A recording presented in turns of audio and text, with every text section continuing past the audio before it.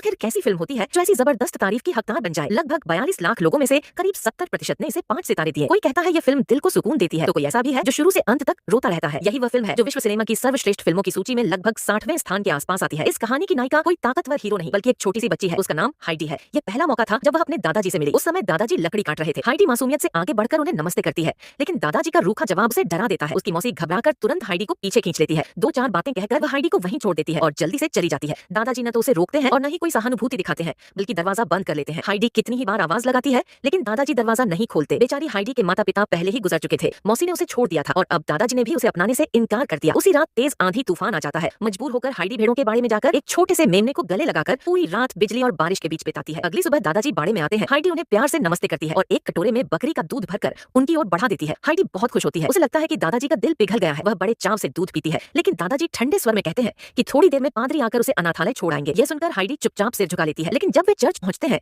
तो पादरी बताते हैं कि वे 3 दिन बाद ही शहर जा पाएंगे। इसका मतलब यह था कि इन 3 दिनों तक हाइडी को दादाजी के साथ ही रहना होगा। घर लौटकर हाइडी डरते डरते पूछती है, क्या आज रात मैं घर के अंदर सो सकती हूँ? दादाजी बेरुखी से जवाब देते हैं, जहाँ मन करे वहीं सो जाओ। हाइडी खुशी खुशी घर के अंदर दौड़ जाती है। वह देखती है कि घर में सिर्फ एक कुर्सी और एक बिस्तर है। ऊपर एक छोटा सा अटारी कमरा भी है जो घास फूस से भरा हुआ है। फिर भी हाइडी संतुष्ट होती है, क्योंकि अब उसके पास दुनिया में सिर्फ दादाजी ही बचे थे। कुछ दिनों बाद दादाजी भले ही ज्यादा बोलते नहीं है, लेकिन उनका दिल धीरे धीरे बदलने लगता है। एक सुबह हाइडी जल्दी उठती है, दादाजी के बनाए दूध को पीती है, साफ झरने के पानी से अपना चेहरा धोती है और दादाजी के कहने पर पीटर के साथ भेड़ें चराने चली जाती है। हाइडी पहाड़ों पर किसी परी की तरह नंगे पांव दौड़ती है। दूर दूर तक फैले पहाड़ों को देखकर वह खुशी से हंस पड़ती है। वे घास में खेलते हैं, जैम से अपने चेहरे गंदे कर लेते हैं और छोटे जानवरों के साथ मस्ती करते हैं। पीटर उसे बर्फीले फूल दिखाने का वादा करता है, लेकिन हाइडी उदास हो जाती है, क्योंकि उसे लगता है कि अगले दिन दादाजी उसे भेज देंगे। जब वह घर लौटती है तो देखती है कि कमरे में एक नई कुर्सी रखी है। वह कुर्सी दादाजी ने खुद बनाई थी। हाइडी समझ जाती है कि दादाजी अब उसे अपने पास रखना चाहते हैं। वह खुशी से दौड़कर दादाजी को गले लगा लेती है, लेकिन यह खुशी ज्यादा देर नहीं टिकती। अचानक मौसी आ जाती है और कहती है कि एक अमीर परिवार हाइडी को गोद लेना चाहता है, उसे पढ़ाई लिखाएगा और अच्छी जिंदगी देगा। दादाजी को भरोसा नहीं होता,